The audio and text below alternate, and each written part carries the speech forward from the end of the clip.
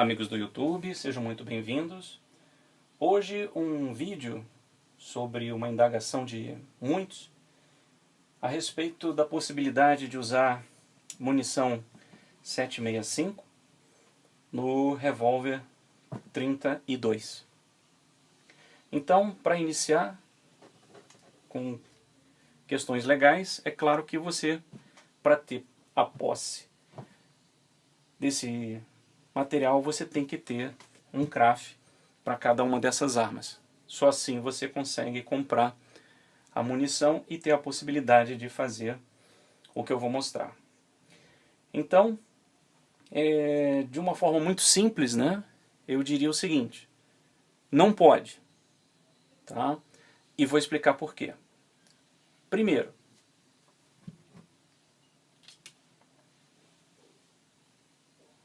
o projétil tem o mesmo calibre e entra perfeitamente na câmara do revólver 32.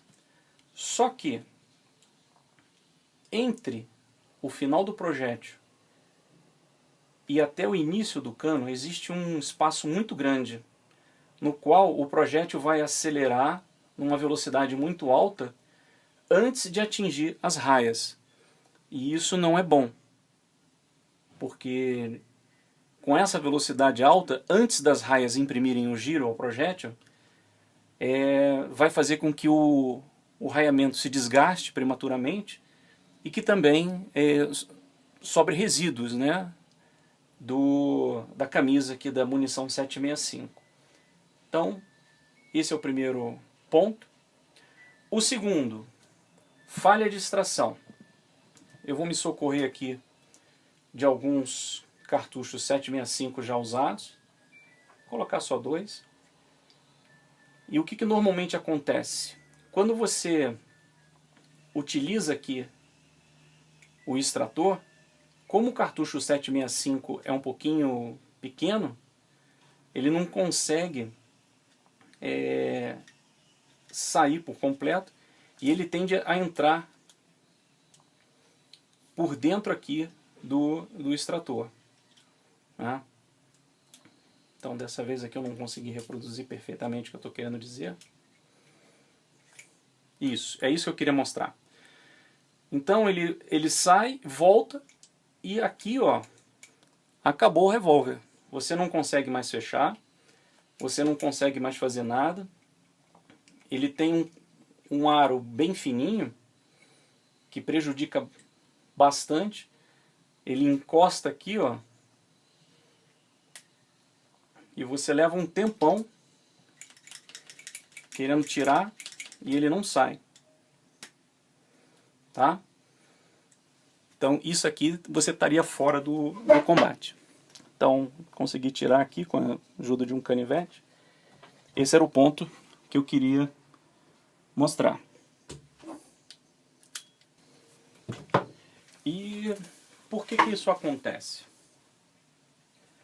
O 32 de revólver, ele tem um aro de 9,35. A 7.65 é menor, 8,96. Então a unha do extrator já tem muito mais facilidade de escapar por aqui.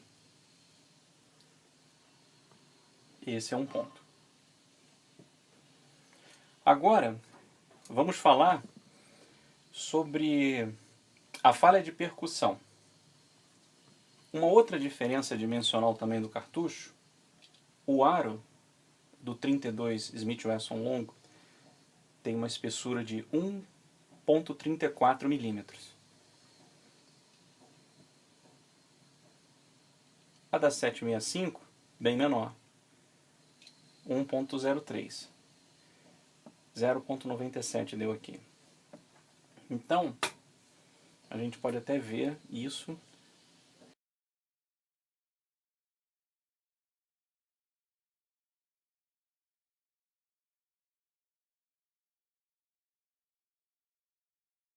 O do 32 é bem mais largo. O que significa? Que quando você coloca esses dois cartuchos aqui, a gente percebe que o 32 ele fica bem mais saltado que o 765. Tá? E isso, quando a gente fecha aqui o revólver, isso aqui fica muito mais aparente. A gente vê que o 765 ele trabalha aqui nessa folga. Ou seja, isso aqui pode ocasionar uma percussão fraca. Então pode acontecer uma falha na percussão por esse motivo. Então, mais um motivo aí pelo qual não se deve usar. Um outro problema é relativo à pressão. Isso aqui é uma publicação desse instituto, Sporting Arms and Munition Institute. São as normas voluntárias a respeito de cartuchos, pressões, velocidades, pesos, tudo relativo a armas e munições. Taurus e CBC são signatárias dessas normas aqui. Então, um revólver no calibre 32, Smith & Wesson longo, ele utiliza um projétil de 98 grains a uma velocidade normal de 775 pés ou 230, deixa eu ver aqui, 236 metros por segundo, e a pressão média é de 15.000 PSI, chegando no máximo a 16.200 PSI. Já a 765, que eles chamam de 32 Automatic, o normal é disparar um projétil de 71 grains a 900 pés por minuto, isso aí dá 274 metros por segundo, e a pressão média 20.500. Então, a pressão média da 765 é muito mais que a pressão máxima num calibre 32. Né?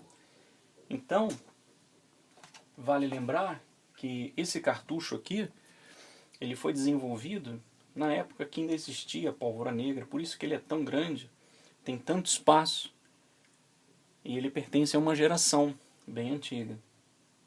Já o 765 surgiu com o advento da pólvora química, da pólvora sem fumaça, e idealizado para pistolas automáticas, por nada mais nada menos do que o Browning. Então aqui, nesse pequeno invólucro, existe uma pólvora mais confinada, mais energética e que gera muito maiores pressões para poder funcionar bem nas pistolas desse calibre. Ainda em relação às pressões, alguém pode falar, não, mas meu revólver é um revólver Taurus, é muito forte, tem cano reforçado, que não é o caso desse aqui, que não sei o que lá. Só que a pressão máxima, ela é sentida pelas paredes da câmara do cilindro no revólver, né? E a parte mais fina, ou o elo mais fraco disso tudo aqui, tem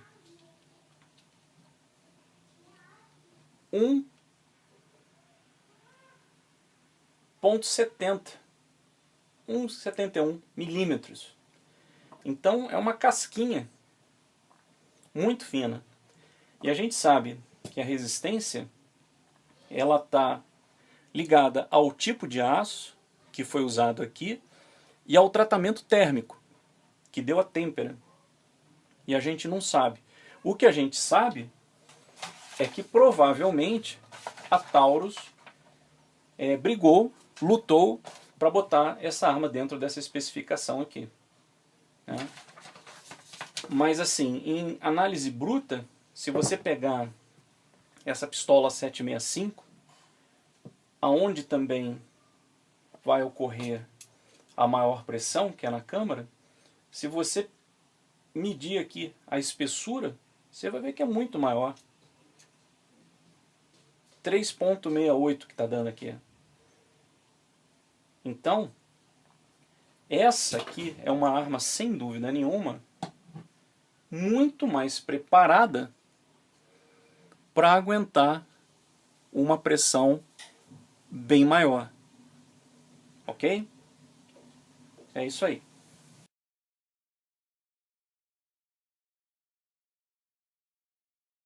Então, essas são as grandes diferenças que fazem com que seja totalmente contraindicado você usar o 765 num revólver 32.